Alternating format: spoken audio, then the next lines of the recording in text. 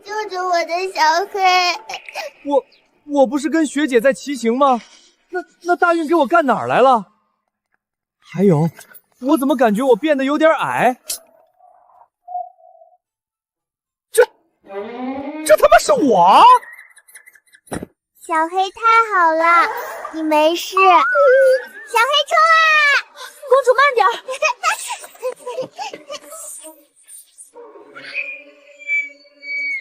公主小心！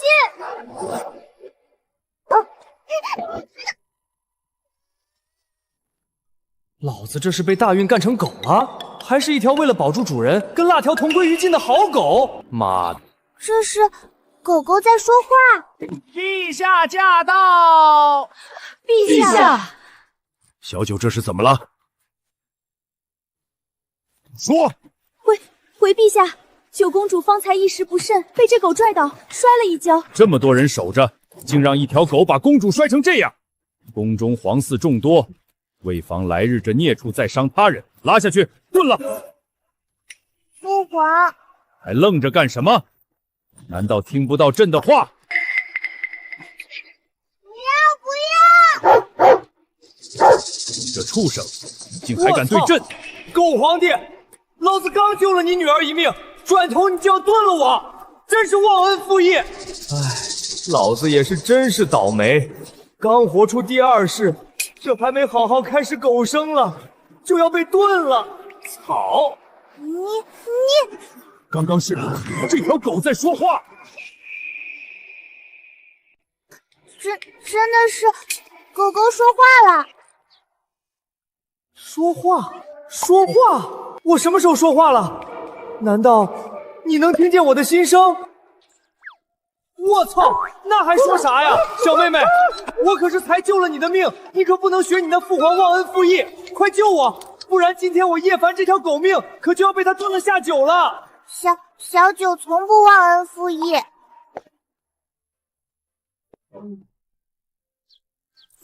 父皇，这狗狗救了儿臣的命，您可不可以不杀它？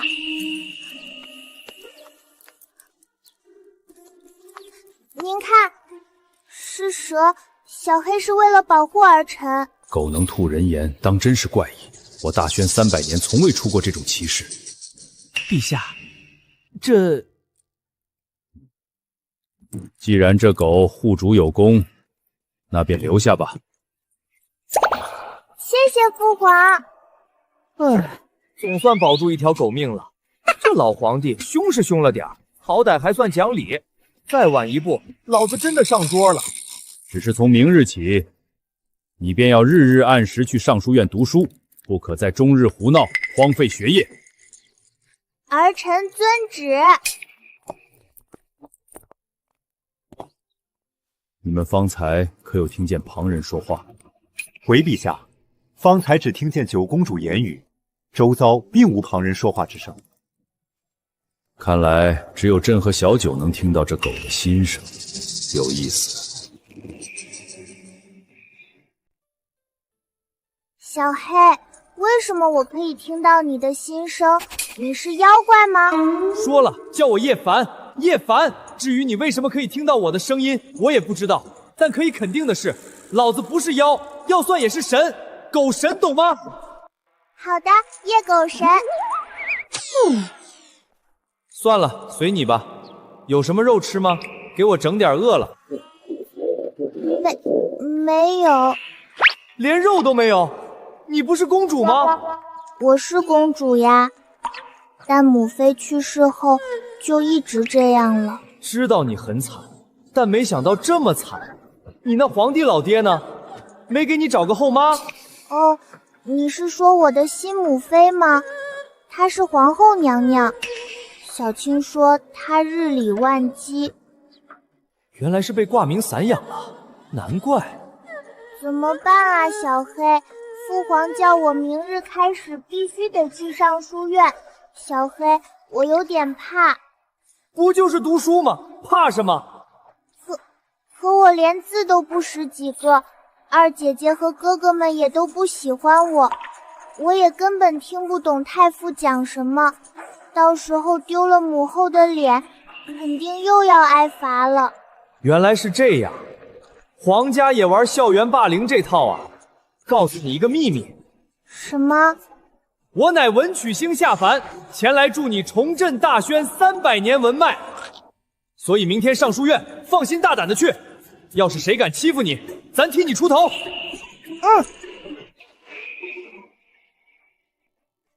大宣二皇主上书准夜发。哟，九妹今日竟舍得来读书了。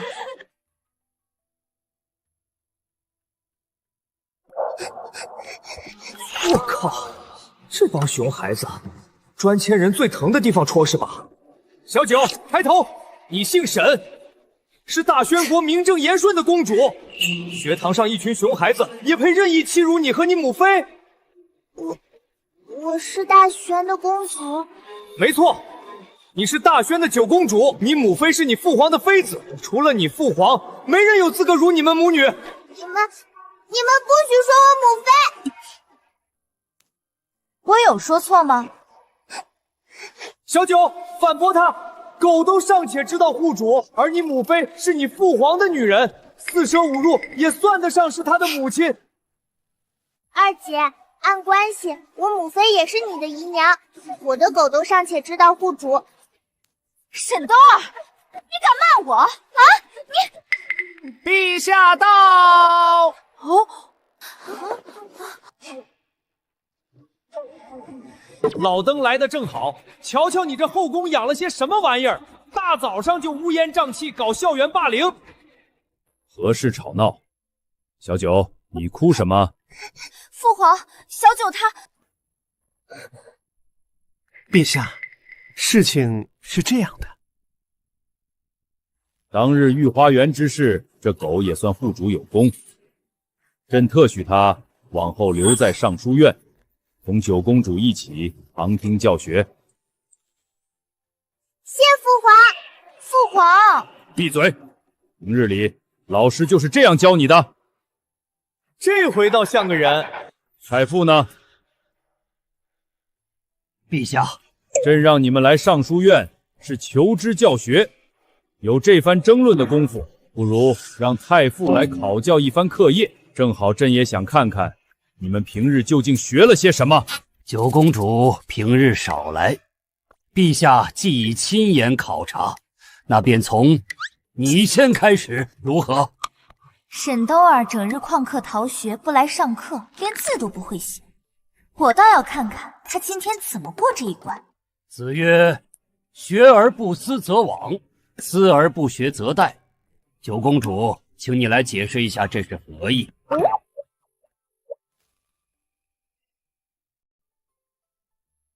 我整日玩物丧志，连这么简单的题都答不上来，真是给父皇母后丢人。小九别慌，区区《论语》始义而已，跟着我念出来就好。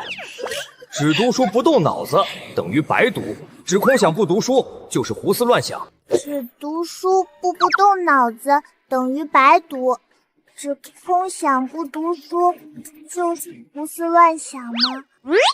兜子说对了吗？说了些，但没说错，比你们有些人强。不错，小九有所进步。九公主，前日尚书院布置课业，让众皇子公主作诗一首，你当日没来。今日既然陛下在此，老夫可否再考你一题？以登高望远为题，简单作2句小诗。前日作诗，我可是找大皇兄帮我才勉强过关的。今日当堂作诗，就凭他？父皇，小九，别怕，小九，今日你父皇在，咱们好好露一手。狗爷我文曲星下凡，7步成诗都不成问题，答应下来。7步成诗，朕倒要看看这狗有何神通。还是像刚才一样，跟着我念：会当凌绝顶，一览众山小。会当凌绝顶，一览众山小。好一个会当凌绝顶，一览众山小！如此胸襟气魄，九公主不愧为陛下之女。怎么可能？不过几日而已，沈兜儿怎么会？会当凌绝顶，一览众山小。小九，今日你倒是叫父皇惊喜。我操，这老皇帝的眼神有点不太对劲啊！难道他也能听到我心声？今日小九表现，你们都应当向他学习才是。往后尚书院如若再有方才之闹事发生，朕定当严惩不贷。回吧。是，陛下。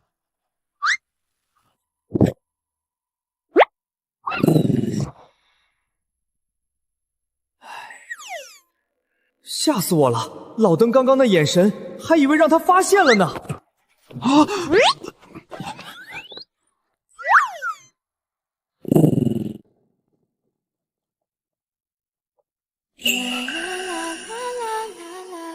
九公主方才当堂应答，才思灵动，当真深藏不露。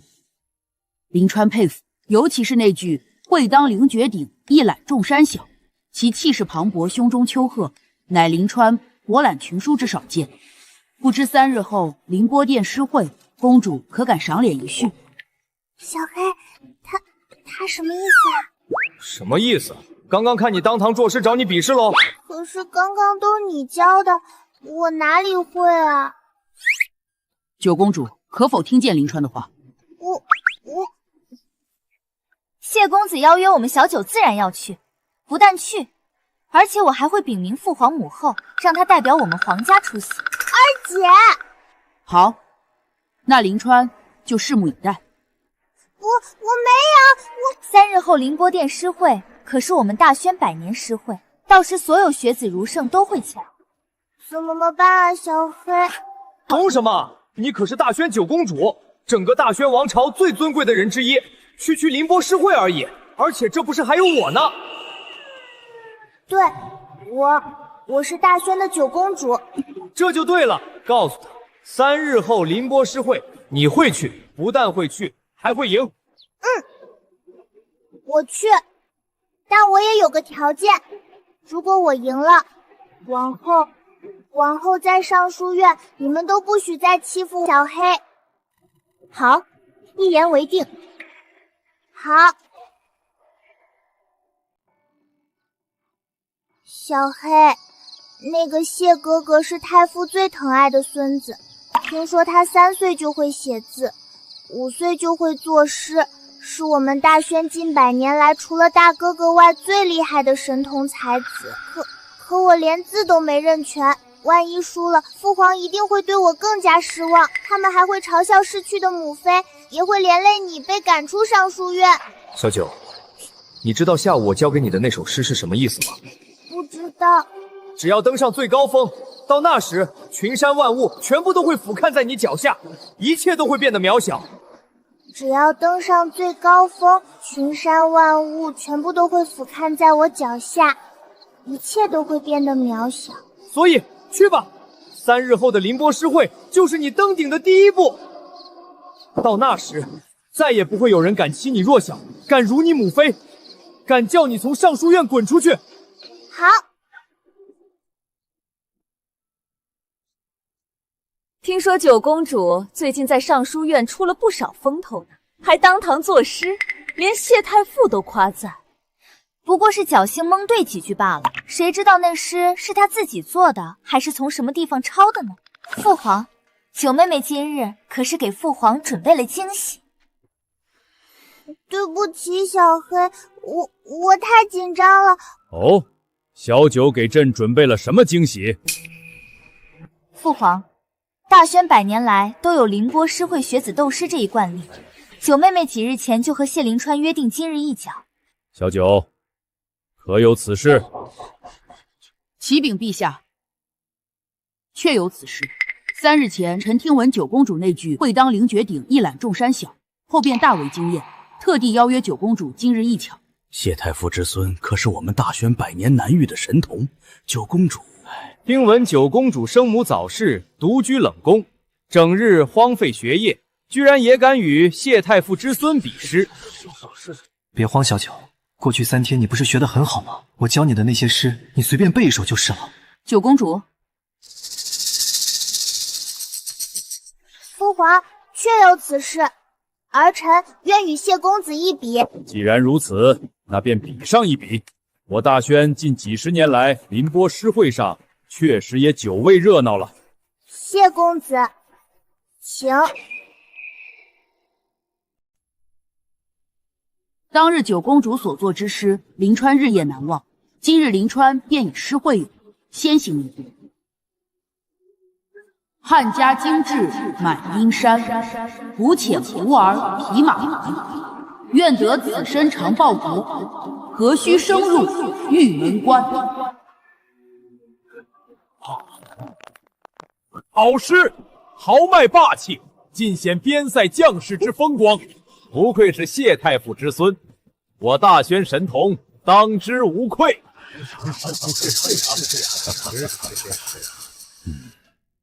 九妹，谢公子的诗已经出了，你的呢？九公主，请。那小九就献丑了。秦时明月汉时关，万里长征人未还。但使龙城飞将在，不教胡马度阴山。不愧是我的小九，孺子可教也。大漠苍凉，保家卫国，将士忠魂。九公主这首诗，比谢公子还要更胜一筹啊！岂止是更胜一筹，简直千古绝诗啊！我大宣300年来，能与此诗一比的诗，未有几首。不，这不可能！好一个不教胡马度阴山，这局，陛下，这一局是臣输了。小黑，我们赢了。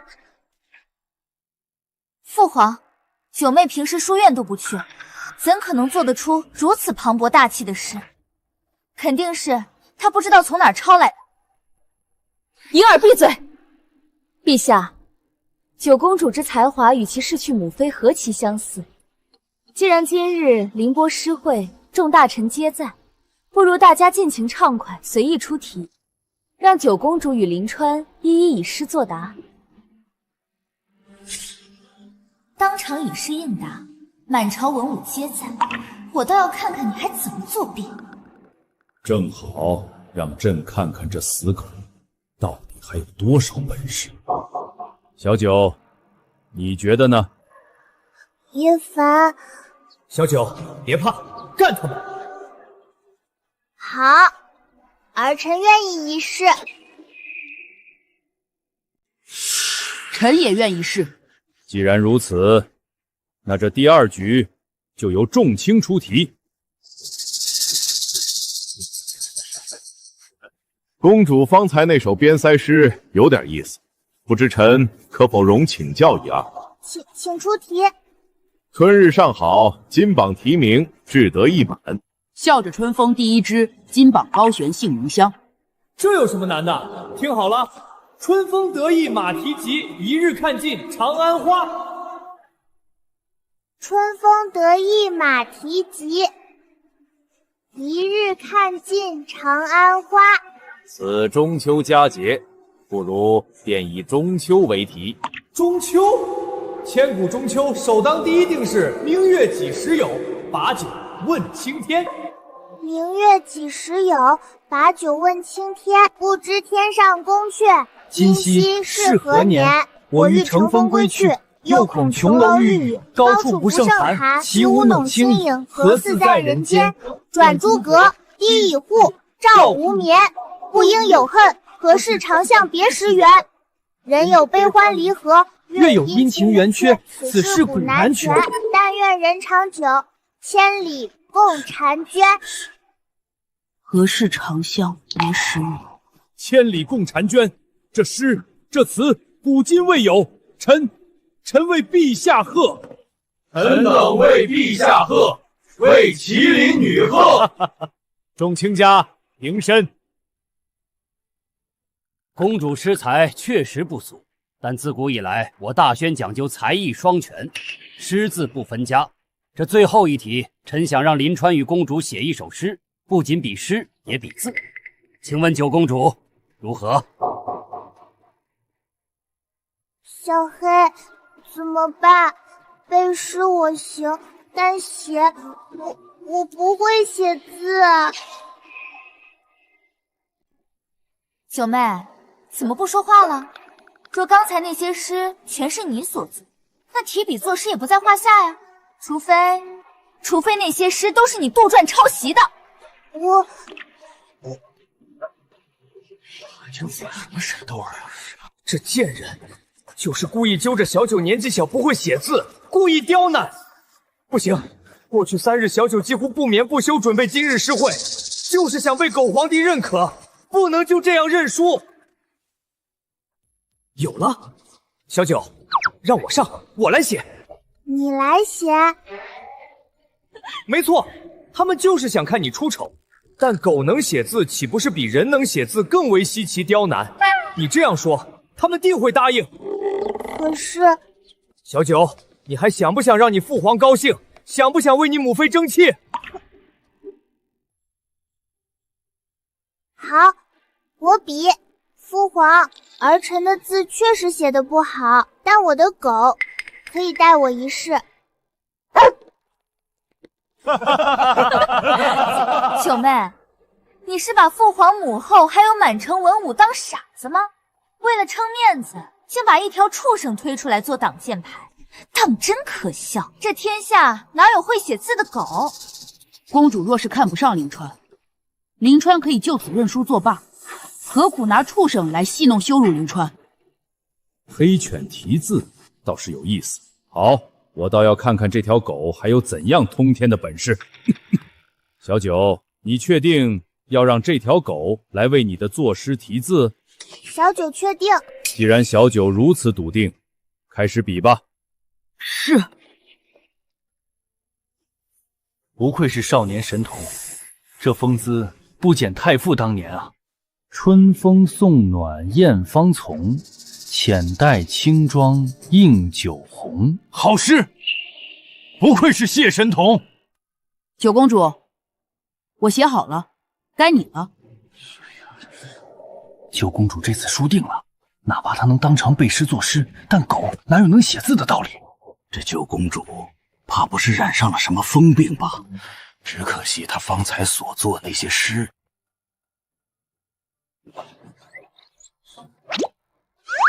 小黑，看你的了。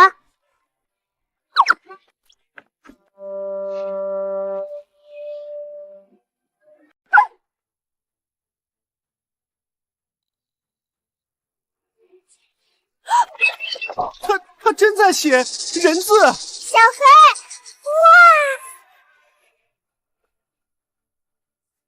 哇！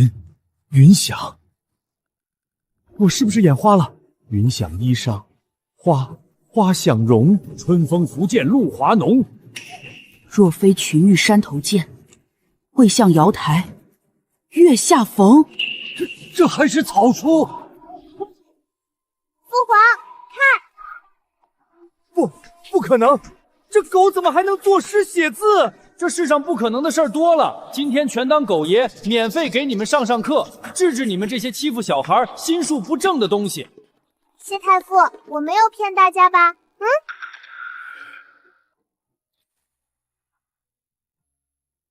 九公主大才，林川心服口服。哈哈哈哈哈哈！好一个公主作诗，黑犬题字。寡人的小九有此灵犬，是他的福气，更是我大宣的祥瑞。陛下，此狗能听懂九公主之诗，还能书写人类文字，这怕不是妖孽？九公主她莫非……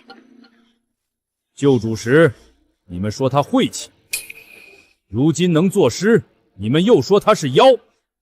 朕看，不是这狗有问题，是有些人心术不正。小黑，我们赢了。等等，怪了，这老皇帝刚才骂人的话，怎么跟我心里吐槽的一模一样？巧合？还是这老皇帝真的也能听到我的心声？现在才察觉，真是一条蠢狗。一条畜生能通人言，还当众写字。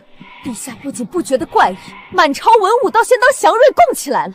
母妃，我看父皇今日瞧那狗的眼神不太对劲儿。那条狗若只是会写几个字，不过是玩物；可它若真能通灵，那便会成为陛下手里最锋利的一把刀。我们所有人都会地位不保。明日让人在冷香院外的水井里丢一只死猫，再放些血，闹得越瘆人越好。再散消息，就说黑犬入宫之后，冷香院井中浮尸，邪气冲天。母妃这招高明，传的人多了，假的也成了真的。他从祥瑞变成妖物只需一夜，而从妖物到死物只需要陛下的一句话。等满宫的人都觉得那条狗是灾星，九公主那死去的母妃也护不住她了。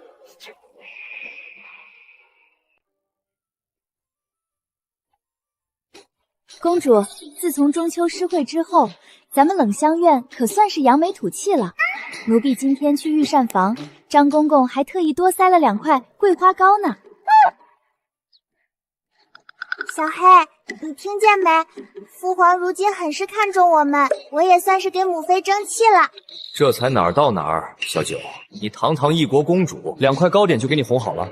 怎么说，经过今晚这中秋诗会一闹，你现在也是大宣文坛新贵，2块糕点算什么？狗皇帝他就算把……有人开始搞事情了。你听说了没？九公主和她那条狗在诗会上当着那么多人的面作诗写字，何止？刘嬷嬷都说了，那分明就是妖孽附体，不然畜生怎么会识字懂人言？九公主怕不是也早已经跟妖孽一起？怪不得昨儿九公主冷香院那口井肚子泡得发胀，眼珠子都翻出来了，估计啊就是这黑狗做的。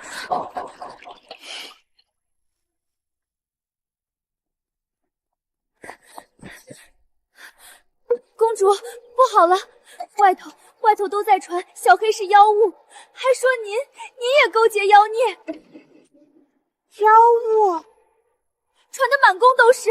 奴婢方才回宫，路上好几个嬷嬷都在说冷香院邪气通天，要替宫里除妖。动作还挺快啊！昨天诗会刚出风头，今天的脏水就泼上门，这手法一看就是后宫老阴笔出招了。不行，我不能让他们害小黑，我要去见父皇。陛下口谕，宣九公主带犬，即刻觐见。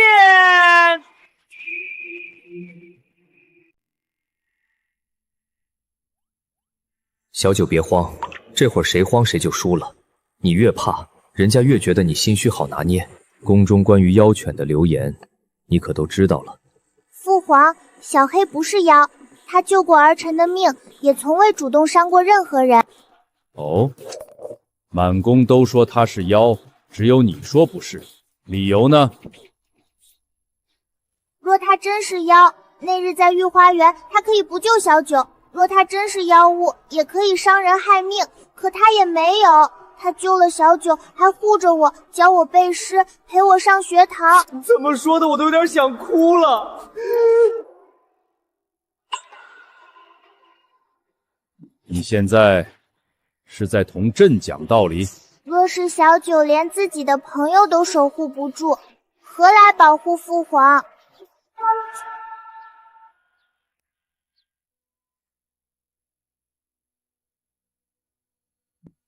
传旨六宫，谁再敢私议小黑是妖，杖责20，绝不姑息。儿臣谢父皇。这老皇帝护短护的也太熟练了吧！事出反常必有妖，后面我得提防着点这老头。退下吧。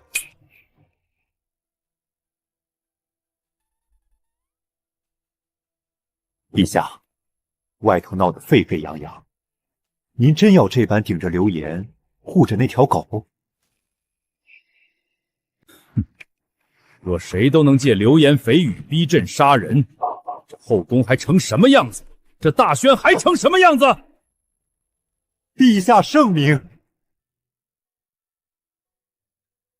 叶凡，以前我被欺负，根本没人听。这次那么大的流言，父皇为什么一句话就替我压了下去了？因为以前的你没人会在意，现在不一样了。你背后站着一条会写字的狗，这宫里别人敬的从来不是你这个人，而是你身上的价值。你越赢，他们越怕；你若输一次，他们就会扑上来把你撕碎。所以小九，你要自信起来。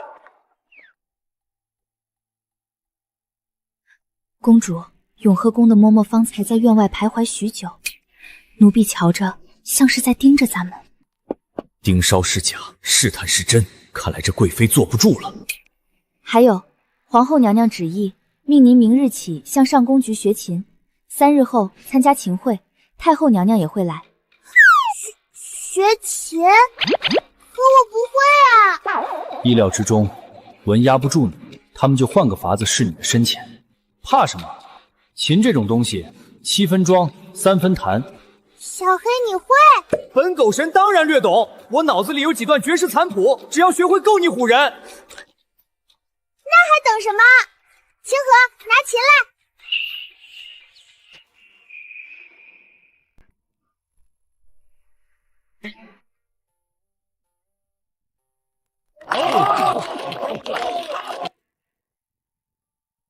听闻九公主近日勤勉学琴，不如也弹一曲，让大家听听。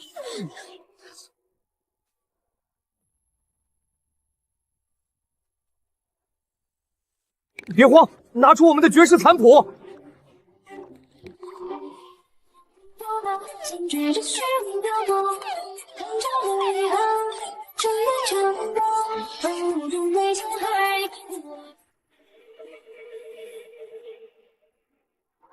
母妃，这怎么看也不像只碰了3日琴啊！这贱人定是留了后手，骗了本宫。婉儿，小九到了你名下，教的倒是不错。谢母后夸赞。有些聪明是福，锋芒太过，这是福还是祸就不可知了。皇祖母，儿臣明白，木秀于林，风必摧之。跟你学的。不错不错，名师出高徒，还算是有长进。你倒是比本宫想得通透。日后在这宫里，若再有人拿莫须有的罪名为难你和你的狗，先来慈宁宫。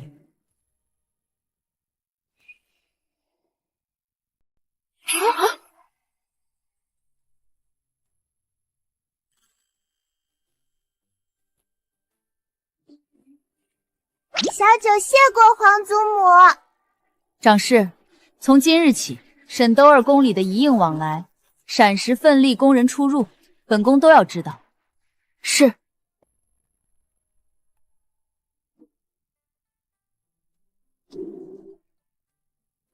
小黑，皇祖母刚刚是在帮我吗？小九，你还没反应过来吗？你可是抱上了这后宫最粗的大腿，连带着皇后都对你重视起来了，你再也不怕吃不饱了。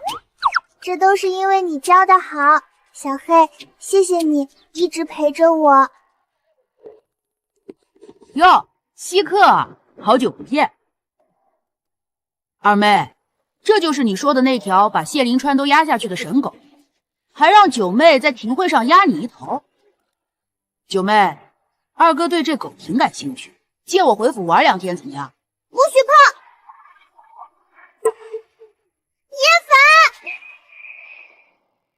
叶凡给一条黑狗起了个人名。九妹，宫里都说你近来怪得很，依二哥看，二哥有所不知，九妹如今深得父皇和母后青睐，进尚书院读书也是父皇亲口特许，没人敢说半个不字。真是一张嘴就是熟悉的厕所味儿。一条狗而已，本皇子还不至于强夺。九妹可得护紧了。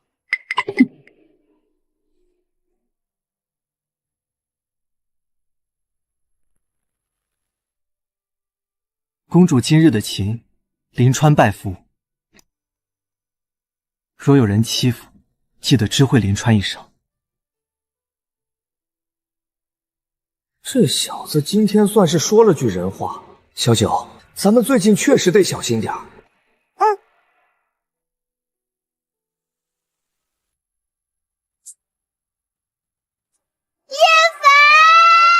操！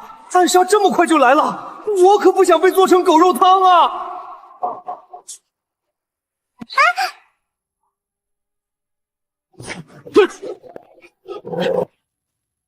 给朕拿下！这老灯怎么跟开了挂似的，一有危险就出现？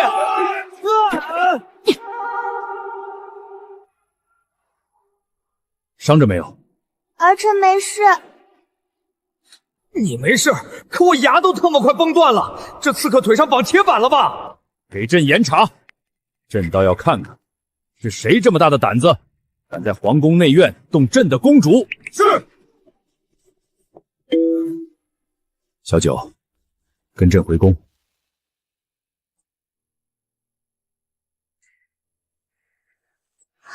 怕什么？叫你来不是罚你的。你这冷冰冰的口气，比大理寺审犯人还吓人，好吗？今日带你来，是要告诉你一件事。从今日起，小九的课业由你亲自教。诗书礼仪，帝王权术，不必因他年纪小是个公主就有所保留，当作皇子一样教。陛下，这恐怕会惹来朝野非议呀！朕做事，何时轮到旁人智慧？你既然已经走到了台前，就别总想着再缩回角落。皇宫这地方，你退一步，旁人就进一步，退得久了，你和你这朋友的命都未必守得住。谢父皇，小九一定会用心跟太傅学习，绝不让父皇失望。小九也会努力变得像父皇一样强大，守护好所有想守护的人。等等，刚刚这话怎么这么像是在故意说给我听的？娘娘，昨夜那人失手了，现在已经被押进慎刑司，生死不知啊！父皇就是故意在包庇那个丫头，不仅救了她，甚至还让太傅亲自教她。娘，再这样下去，这点小事都坐不住，我平常都是怎么教导你的？小的明白，定会让那丫头神不知鬼不觉的消失。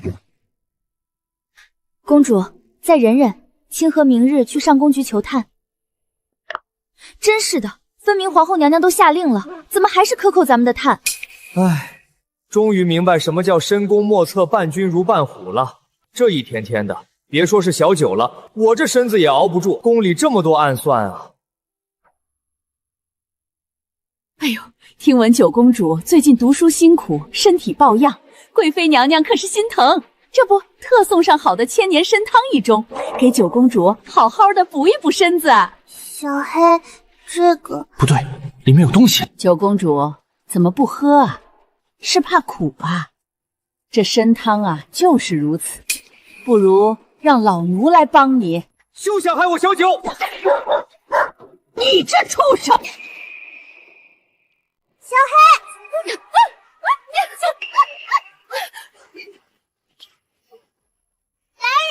失火了！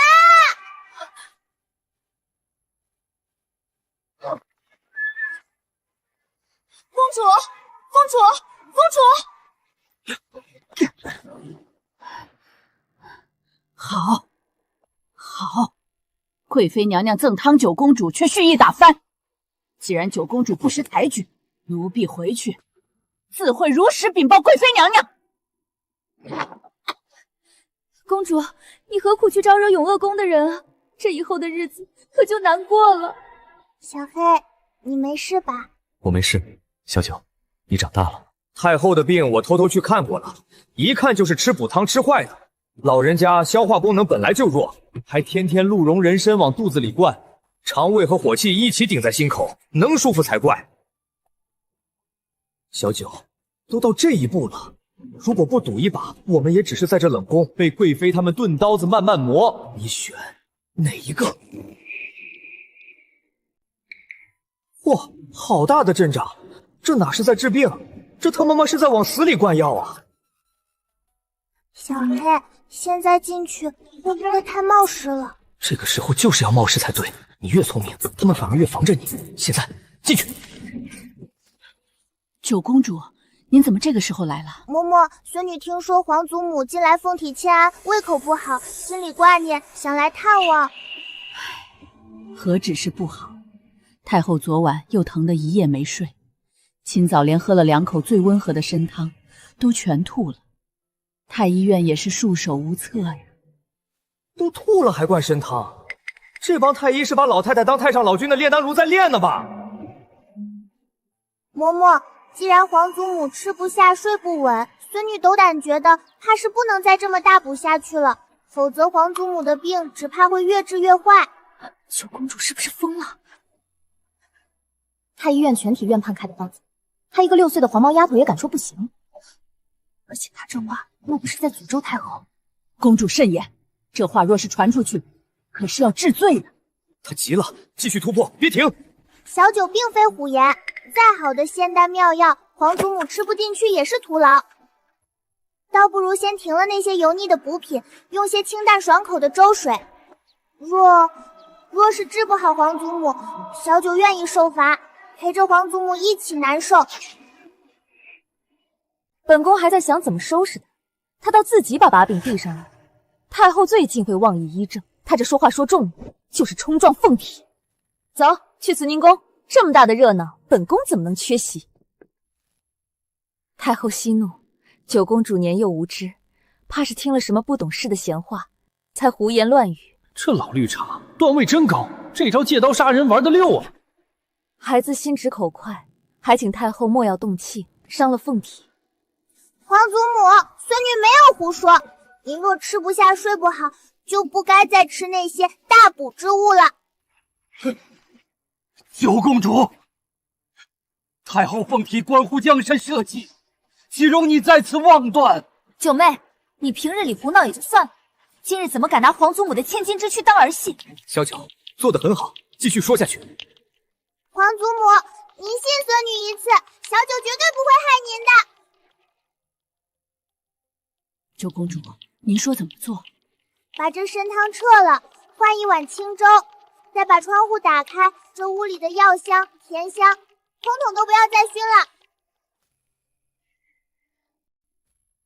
真是荒唐至极！太后如今体虚御寒，你却要开窗吹风，你是何居心？胡言乱语！这药香乃是安神理气之用，怎可说撤就撤？都给哀家闭嘴！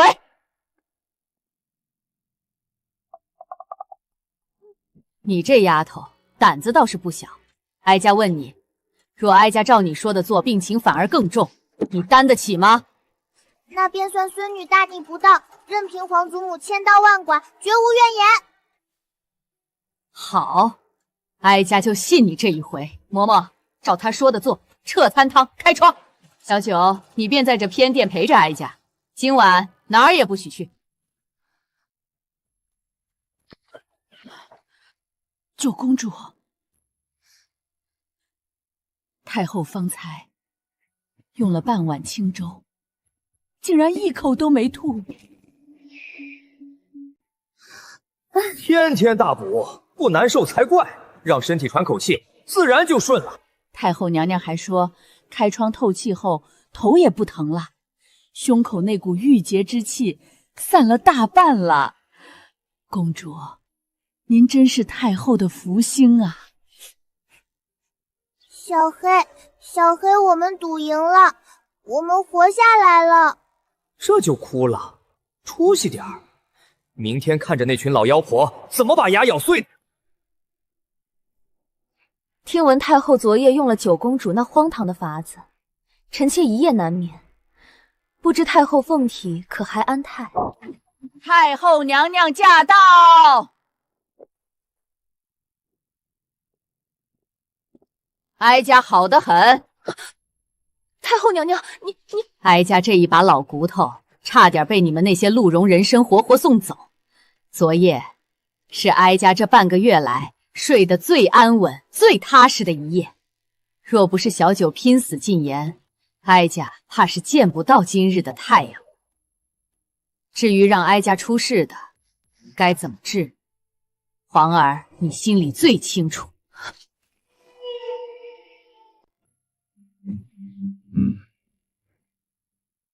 果然这狗有其本事。袁潘，你过来。微臣在。太后用了九公主的法子，一夜好转。你是太医院的头，朕问你，这法子从医理上说得通说不通？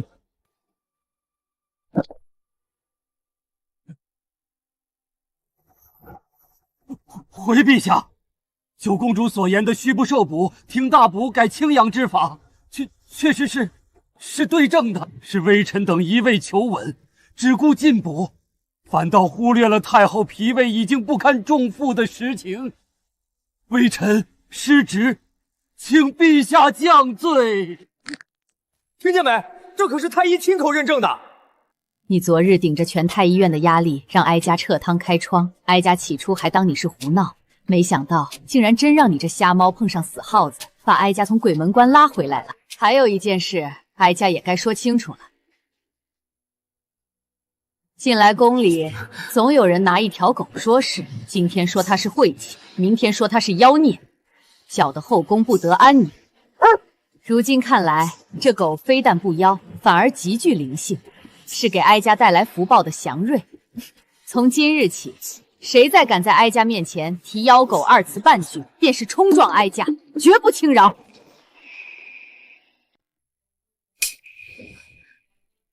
臣妾谨记。母后，小九事己有功，也应当赏。从今日起，冷香院的份例照公主最顶等的功，红罗炭绸缎一样不少。小九以后若是无事，便不用去书房了，常来慈宁宫陪哀家说话解闷儿。哀家瞧着你，心里舒坦。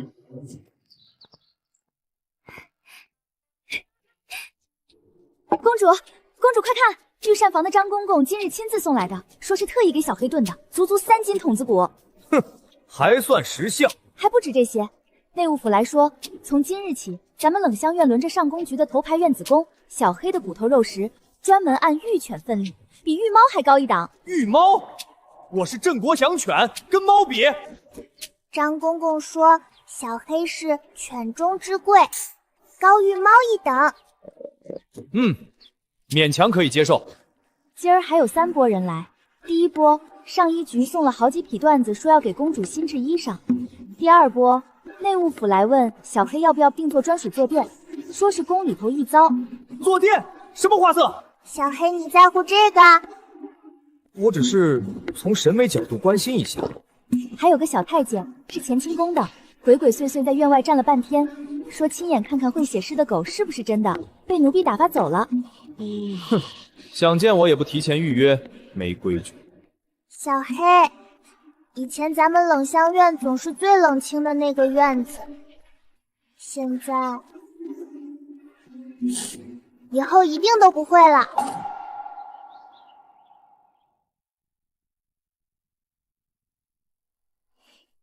公主，上宫局那帮奴才欺人太甚，这才刚好了几天，又开始克扣咱们的份例了，账目根本对不上。名录上写的是4匹，送来的食物只有2匹次品。胆子真肥！太后才刚发话，他们都敢照囤不误，看来平日里吃惯了，拿准了我们不会争。小九，走，小黑、清河，我们去上宫局，得拿回属于我们的东西。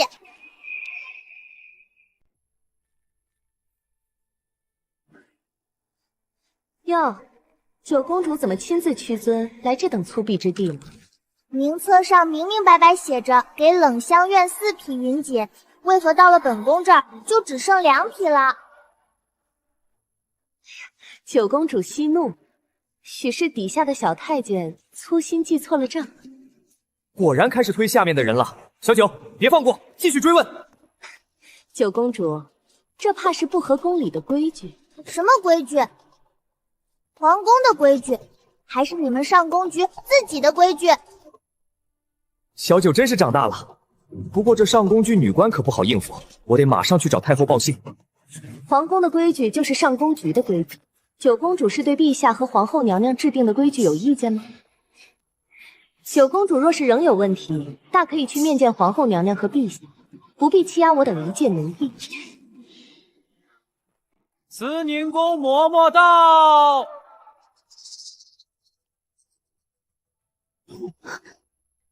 小九，靠山我给你找来了。是小九那边出了什么事？奴才这就去看。刚才有人禀报太后娘娘，说这边九公主被宫中刁奴欺负了，派老奴前来勘探一番。这冷香院的布匹、日常的份例、日常用炭，竟被你们联手克扣了30%，就连刚刚太后娘娘给九公主的赏赐也敢克扣。嬷嬷明察，此事与上宫局无关。九公主宫中还敢顶嘴！上宫与掌事女官贪墨份里，欺上瞒下，对公主不敬，拿下！拨去慎刑司大刑伺候。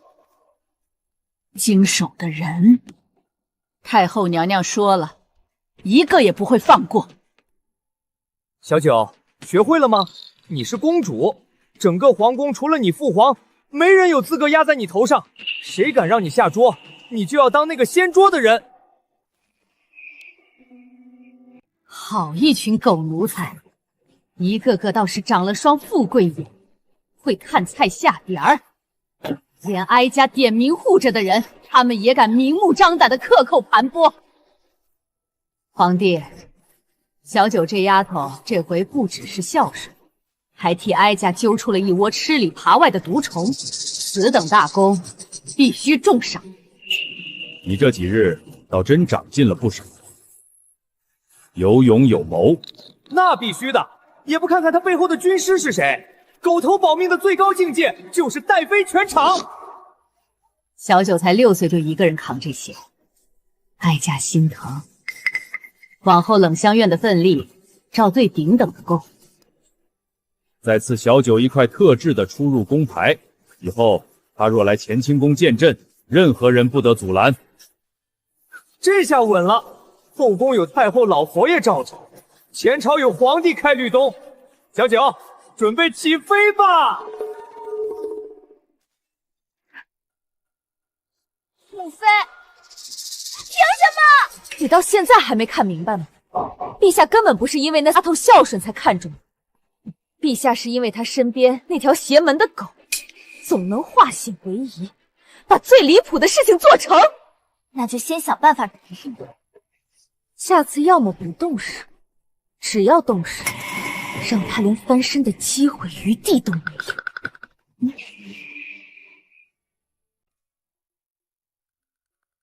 小九，我只是受皇祖母摆托来送送佛经的。妈的，这又是哪张桌子？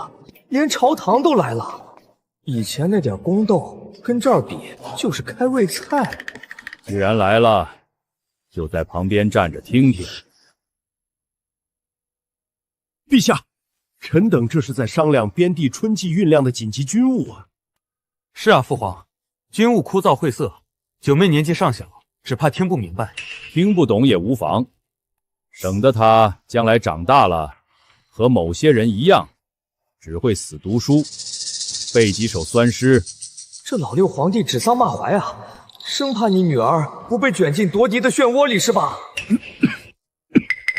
对于边地粮草一事，若走陆路，虽稳，却至少迟上半个月。河道眼前正值康水，大船搁浅难行，水路也走不通。这儿臣以为事有轻重缓急，可暂压边军半数口粮，待新粮运到，再一并补发，以解眼前困局。我操！克扣军粮，你脑子进水了！前线那帮将士拿命守边关，你先断他们的口粮，这是要逼着军神生变啊！九妹既得皇祖母疼爱，又深受父皇看重，想必聪慧过人，不如九妹也说说吧。若粮车迟迟赶不到，前线断粮，该如何处理？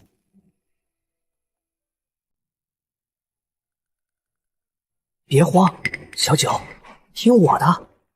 回皇兄，要紧的是先别让前线的将士们饿着，他们用性命为我们大宣保卫疆土，我们如何也得保证他们的粮草和后方。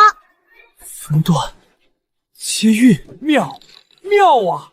此法虽笨重繁琐，却极其稳妥可行。对啊，先调附近周仓救粮应急，确是解前线燃眉之急的良策。想看我家小九出丑，你算老几？甚好，大家都是想如何运粮，只有你想到的是边军腹中没有粮。传朕旨意，明日起，除了尚书院的课业，每逢5日，准许去乾清宫偏殿旁听军国大政。我靠，老邓你是疯了吧？这是要把你女儿往皇储的位置上架呀！成明，小九比你小了整整10岁，却分得清什么是家国存亡，什么是轻重缓急。你这个做长兄的，眼界也该放宽些，好好学学。我算是看明白了，这老邓是想把小九往女帝的位置上推呀！几位皇兄，下次再接再厉啊！我们小九的女帝之路全仰仗你们了。陛下，不好了，金国使者打上门来了。金国使者？怎么回事？前日金使来京城后，就大肆挑战我大宣文人，如今已百战百胜，正朝宫里赶来，扬言要镇压我大宣文脉300年。什么？这帮蛮子好大的口气！不知道大公子是如圣临终前指定的文曲星将士吗？这可是我在父皇面前找回面子的好机会。父皇，儿臣这便去城门带大宣迎战金国使者。不用迎，我们来了。大宣皇帝，久闻不如一见呐。有话直说。陛下如此爽快，我便直说了。早就听闻大宣国九公主有一灵犬，不仅能识文断字，更能殿上提笔写诗。此番我等跨过而来，不知大宣皇帝可否开恩，让我等蛮荒外臣也开开眼界，见识一下。敌国使臣既有如此雅兴，小九，你便带着小黑迎战。陛下三思啊！这关乎大宣国威颜面，怎可让一个6岁的小公主带一条狗去应战他国使臣？这儿戏贻笑大方啊！陛下三思。朕的公主，朕的降权，朕信得过。退朝，3天后设国宴，给我好好招待大金使臣。外交任务都敢交给6岁小丫头和一条狗，要是输了，我几个狗脑袋都不够掉的。老邓，你这是真把狗爷当诸葛亮使唤了。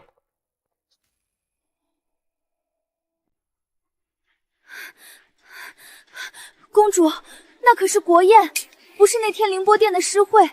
若是小黑殿上写不出字来，或者写错了什么，那可是辱没国体欺君罔上的死罪啊！奴婢的命不值钱，可公主您才6岁。小黑，你有把握吗？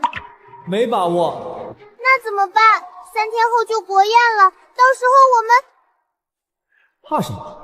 凌波诗会、韩章殿奏乐、太后顽疾，连前朝军务我们都能解决，区外来金使而已。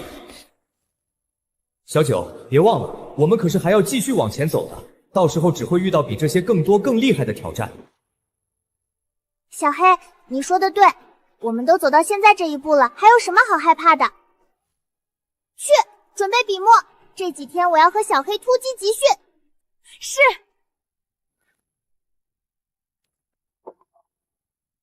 谢兄，你当日诗会上输给九公主和她的那条狗，今天可要在2国面前丢大宣的脸啊！你们不懂，九公主和她一定能赢。哈哈哈哈哈哈！我还以为是什么上古神兽，竟然带了条中原土狗来。大宣王朝如今是无人可用了吗？居然让一个6岁孩童带着一条狗来迎战我金国！久闻大宣灵犬大名，今日一见，呵呵呵，竟是如此平易近人的一条黑狗，真是大开眼界。中华田园犬怎么了？土狗吃你家大米了？好，既然九公主对自己与这灵犬如此自信，那老夫愿屈尊与九公主一比。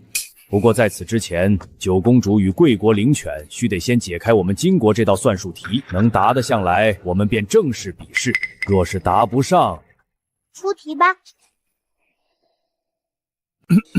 今有鸡兔同笼，上有35头，下有94足。问鸡兔各几只？这是什么鬼题目？鸡和兔子有几只？这谁知道啊？完了，大金如胜连诗词科赋都未捡录，仅用一道算术题就赢过大轩，这要如何跟大轩300年先贤交代呀？小九，大胆上吧！记住，你们只有3天，3天之内若是无法解出这道题，那你们大轩便重新派人来与我们金国如胜比试。告辞。站住！让你们走了吗？不用3天，本公主3秒就能给你答案。狂妄！我大金大儒遍地，能算出此题的也不够1掌之数，凭你一个黄口小儿也敢723兔12，对吗？荒谬！你以为随便编个数字就能蒙对吗？如果你真答对了，我把头……他真算对了。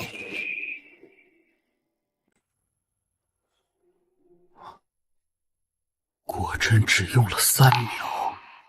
此女和这条狗果然不可留，这么短的时间连老夫都算不来。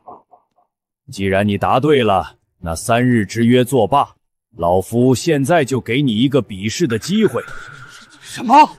答对了？九公主不是没上过学堂吗？她怎么可能答对？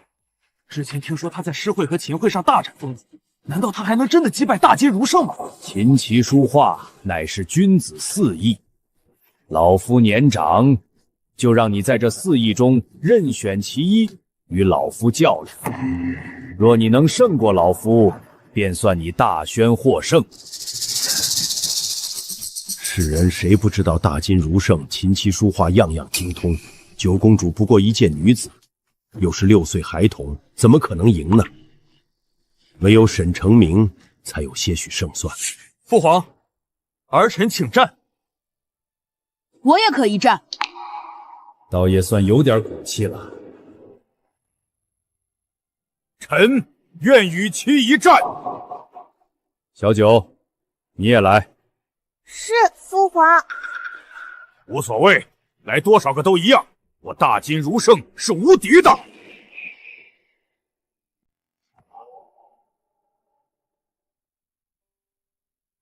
哼。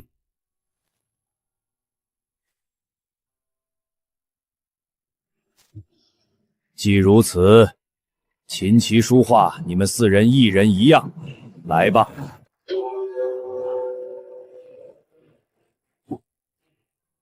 我败了，我认输。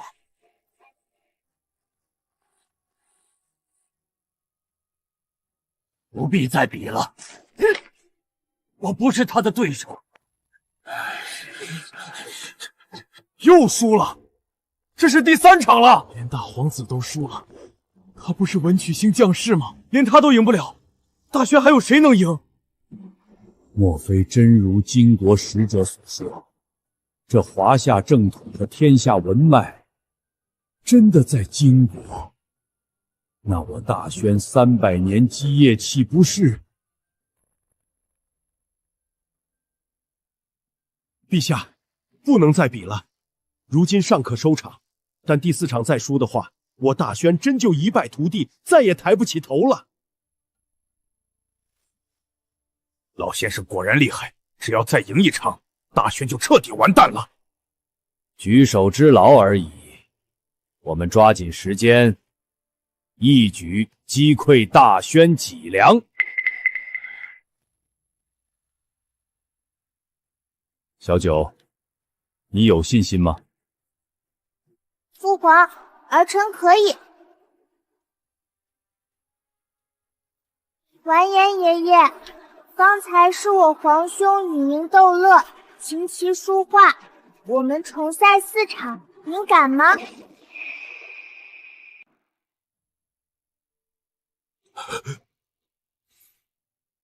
不愧是朕的小九。小九做得好，先不管比试结果如何，势头上我们要先压过他一头。九公主糊涂啊！你那画技连3岁小孩都不如，更别说和大金如圣比拼。陛下，你非要上去比，要是输了怎么办？大轩丢的面子，你拿什么赔？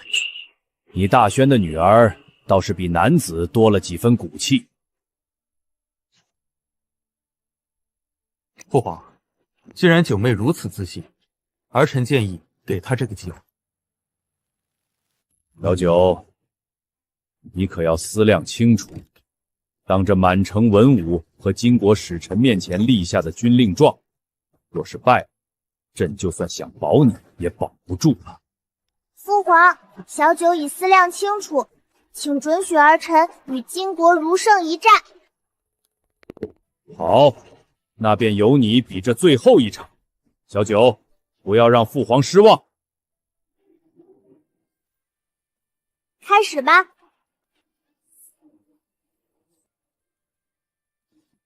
金国蛮夷，狗爷，我今天就让你见识见识我泱泱华夏上下5000年文化。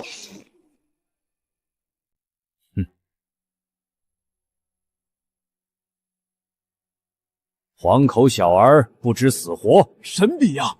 这雄鹰仿佛活了一般。大金如圣果然名不虚传，九公主这次死定了。小九，你现在放弃求饶认输，或许还来得及，别到时候我大轩的颜面全被你一人丢尽。你出去给本公主弄些炭条来，要烧得最黑的那种。这让你去就去。是。九公主，炭条怎能作画？关乎国体，不可胡闹。父皇，小九如此这般在朝堂之上胡闹，往后传出去，我大轩都给朕闭嘴！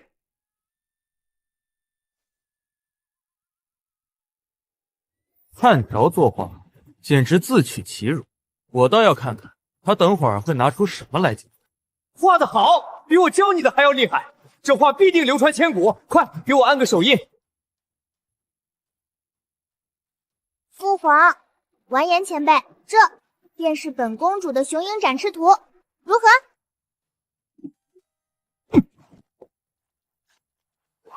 完了，荒唐，简直荒唐！父皇，九公主此举绝非偶然，她定是故意羞辱大金使者，想陷大轩于不义，此乃通敌卖国之罪，绝不可姑息。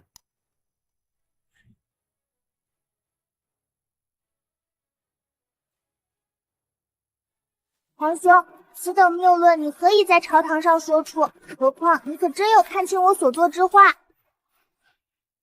这线条，这构图，返璞归真，直指本心，此乃神作啊！啊！先生疯了吗？这可是孩童涂鸦。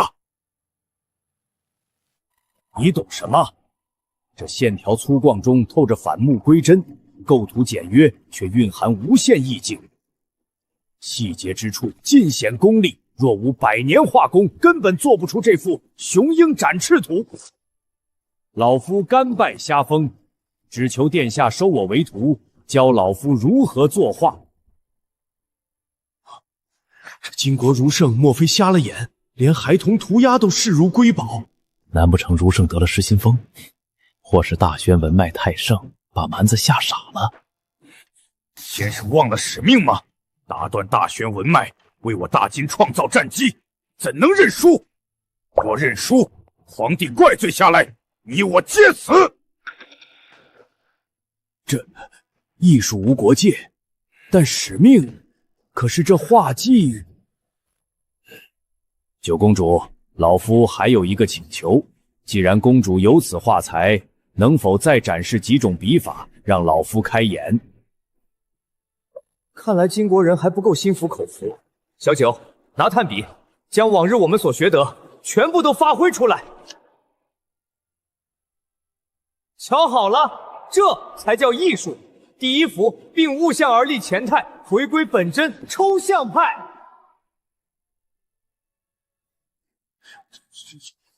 第二幅舍形骸而主写意，破旧立新，印象派。好。第三幅破自然而抒心象，前无古人，野兽派。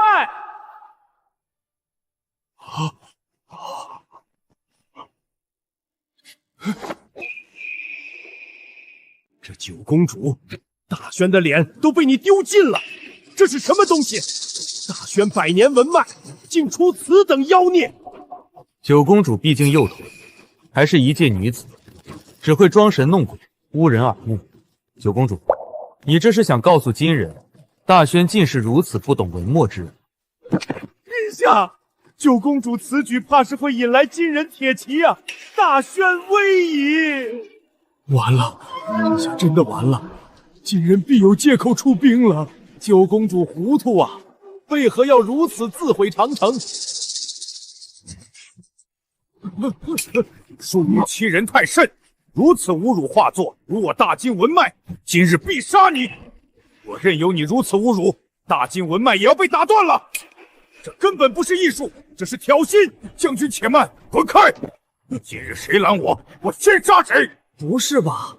难道艺术太超脱，古人看不懂？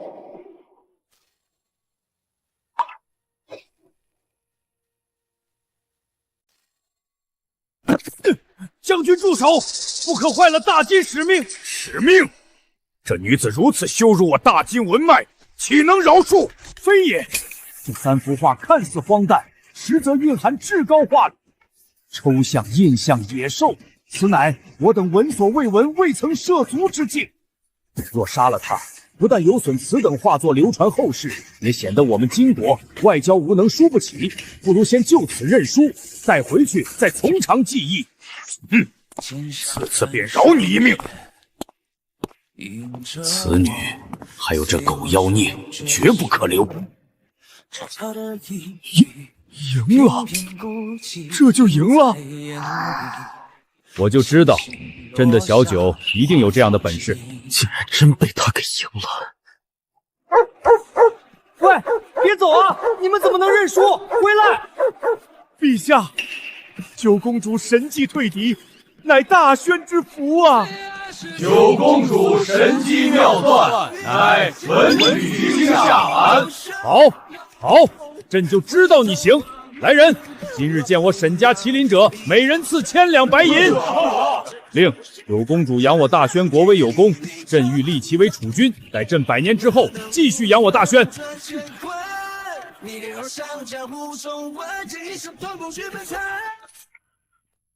父皇，万万不可！你一定是被九公主被这妖孽给迷了眼。是啊，陛下，这哪有女人做帝王的道理？不可！你们所有人都觉得是九公主让那条狗在施展妖法迷惑朕。回陛下，您这决定太过匪夷所思，臣等皆是为了大宣的江山万年，一片赤胆忠心，绝无私念啊！忠心，回归本真，破旧立新，前无古人。我泱泱大宣能有小九，有此神犬，乃国之大幸，何来妖孽所说？父皇，您原来这狗皇帝一直都能听到我心声。带上来。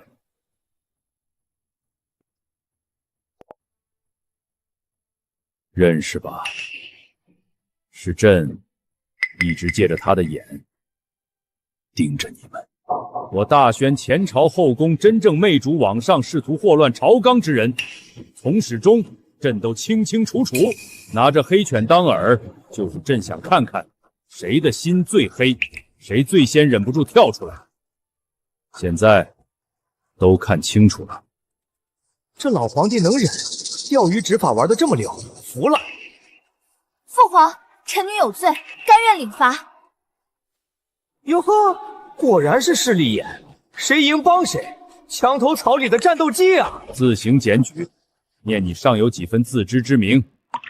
禁足3年，闭门思过。臣女领旨。大皇子沈成明、二皇子沈成宗结党营私，谋害手足，即日起削去亲王爵位，禁足宗人府，终生不得参政议事。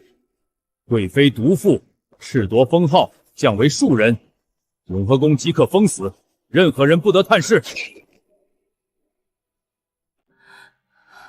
萧九这孩子，这些日子替哀家、替陛下受了太多的委屈和惊吓，今日总算是拨开云雾见青天了。九公主沈兜儿多次护驾有功，聪慧过人，明辨是非，至孝至纯。自今日起，册封储君之位，赐金册金印10亿万户。沈兜儿，你的狗小黑现正式封为大宣第1神犬，赐号镇国祥犬，特赐紫金项圈1副，御膳房终生肉包子无限量供应。镇国祥犬倒也不错，稀里糊涂穿成一条狗，最后也算是成功考公入编，还是个国家级官方认证的编制封号。这下是真人不如狗喽。小黑，你说我以后真能做个好女帝吗？不知道，但我知道，今天这个你，比昨天又强了一点。那你呢，小黑？不，叶凡，你以后你会一直在吗？当年骑着自行车出去，本来是去找学姐的，结果撞成了你这只狗。虽说从人变狗实属荒唐可笑，但在这大宣，我也就你一个小主人了，所以放心吧，以后的路本狗神继续罩着你。等到你真的登上了那把椅子，我可就是大宣最尊贵的狗了。好，你放心，我答应你，为了让你成为大宣最尊贵的狗，我也会努力登上那个位置。